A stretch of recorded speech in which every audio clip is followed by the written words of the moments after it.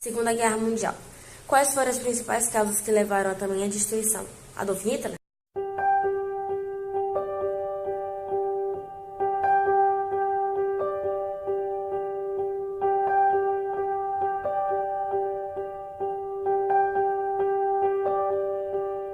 Segunda Guerra Mundial. Quais foram as principais causas que levaram a tamanha destruição? Adolf Hitler?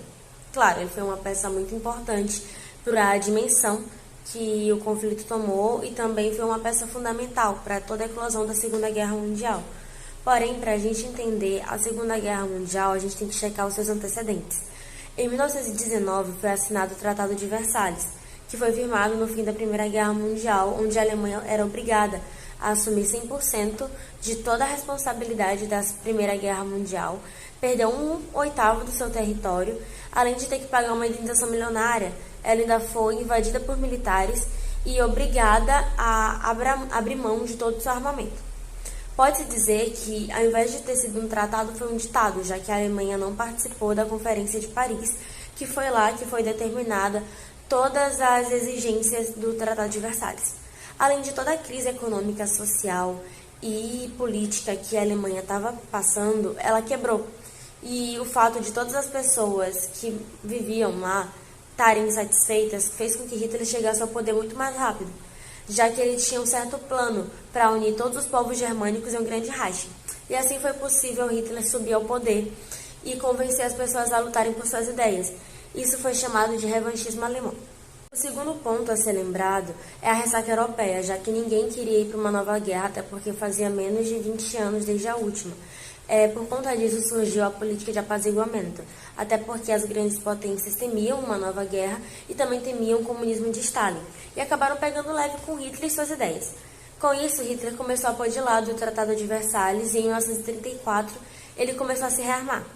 Em 1935, Mussolini saiu das Nações Unidas e invadiu a Etiópia. Em 1938, a Alemanha invadiu a Áustria e a Tchecoslováquia, e como resultado disso, o primeiro-ministro inglês foi até a Alemanha para conversar com Hitler.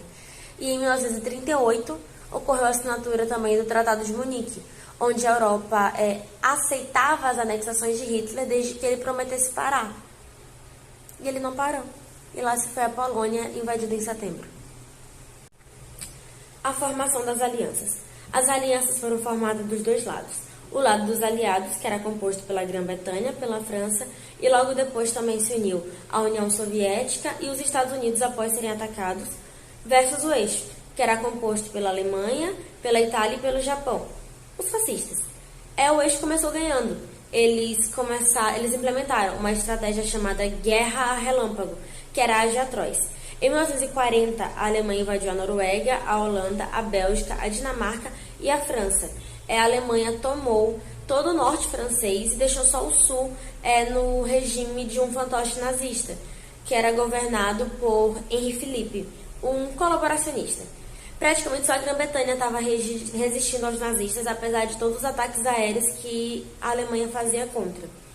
Em 1939, voltando um pouquinho, a União Soviética e a Alemanha haviam feito um pacto de não agressão que Hitler só estava concordando com aquilo para poder ganhar tempo até pôr em prática a Operação Barbarossa, invadindo assim a União Soviética em 1941, o ano da mundialização da guerra.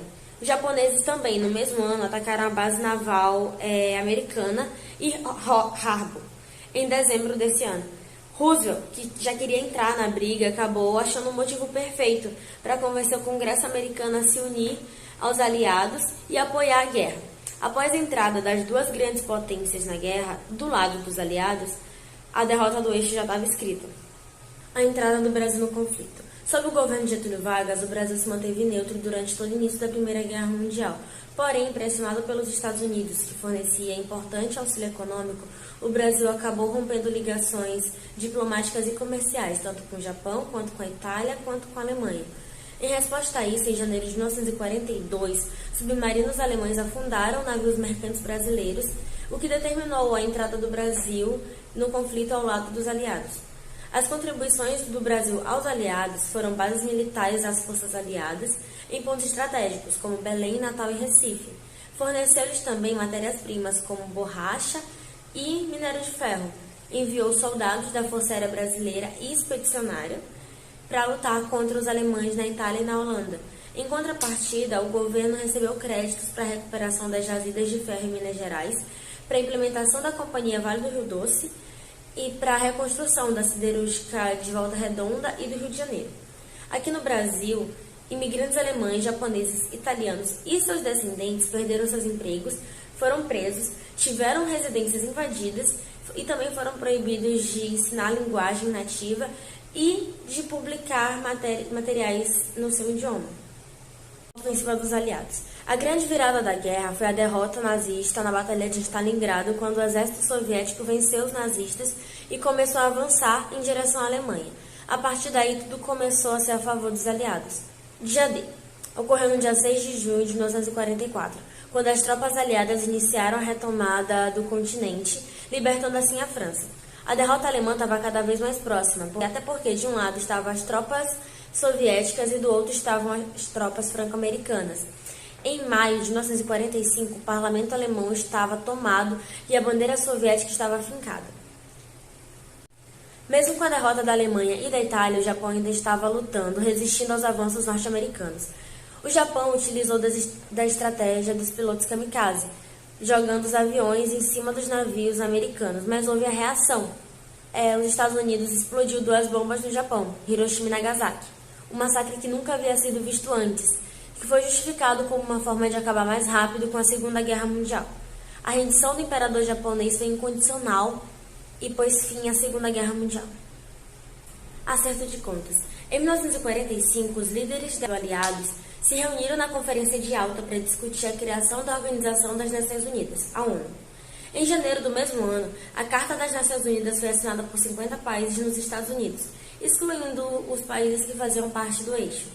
Entre outras coisas, foi firmado o compromisso dos países membros de garantir a paz e a segurança internacional, promover o progresso econômico e social e estimular o respeito aos direitos humanos. Alguns meses depois, os aliados se reuniram novamente para decidir o futuro da Alemanha. Decidiram então dividir o território alemão e a cidade de Berlim em 4 zonas de administração: uma francesa, uma britânica, uma norte-americana e uma soviética.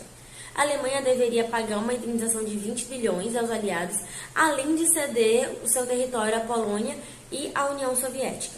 A vida dos civis durante a Segunda Guerra Mundial. A população, tanto dos aliados quanto do eixo, sofreram constantes bombardeios e os mais diversos tipos de privação.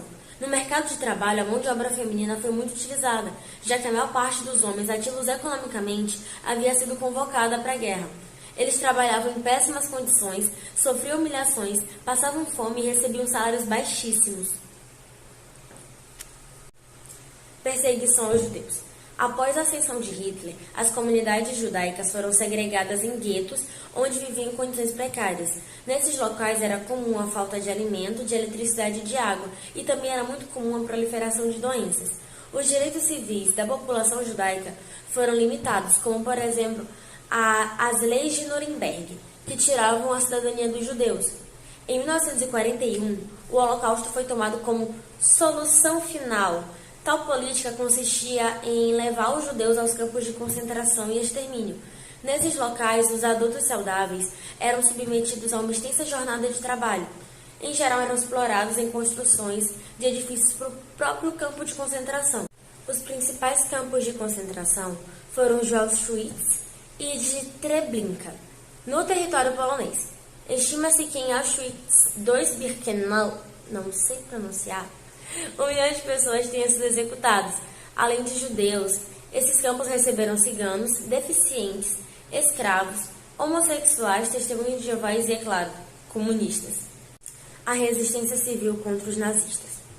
Conhecidos como os partisans, que eram grupos compostos por comunistas, socialistas e militantes de esquerda, se reuniram na tentativa de resistir aos nazistas.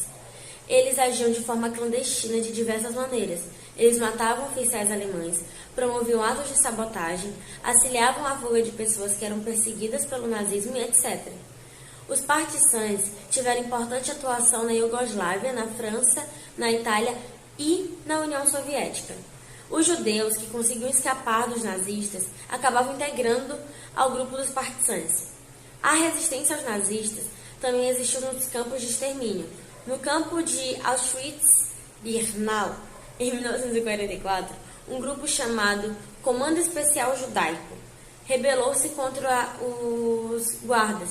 No entanto, o movimento foi brutalmente reprimido pelos nazistas e a maioria dos rebeldes foram assassinados.